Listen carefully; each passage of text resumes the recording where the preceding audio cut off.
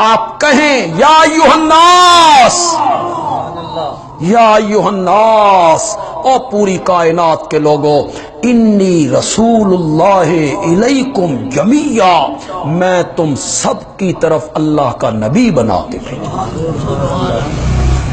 اب قیامت کی صبح تک کسی نئے نبی کی ضرورت نہیں ہے، دین کامل ہو گیا ہے، دین مکمل ہو گیا ہے۔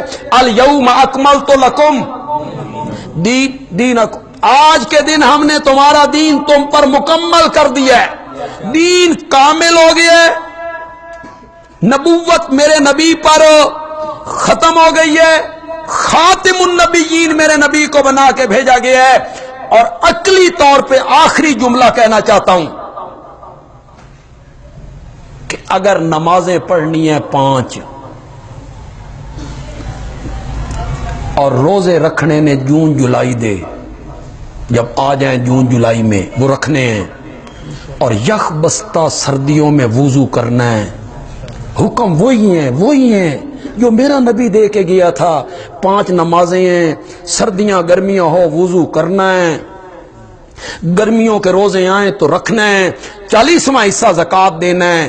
اگر یہ سارے کام وہی کرنے ہیں جو وہ بتا کے گئے تھے، پھر آمنہ دا لال ٹھیک نہیں؟ پھر مرزے کو پوچھو بھئی تیری کیڑی ضرورت ہے؟ ایک نئے نبی کے ماننے کی کیا ضرورت ہے؟ یا تے نمازاں کرو پائندیاں ترائے، روزے رکھو جنوری دے، ہمیشہ جنوری کے روزے ہوں گے، تے سردیاں چ وضو کرو معاف، بھئی سردیاں چ وضو کرن دی کوئی ضرورت نہیں۔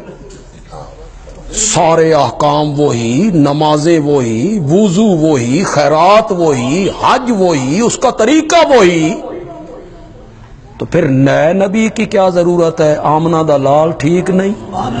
الحمدللہ رب العالمین۔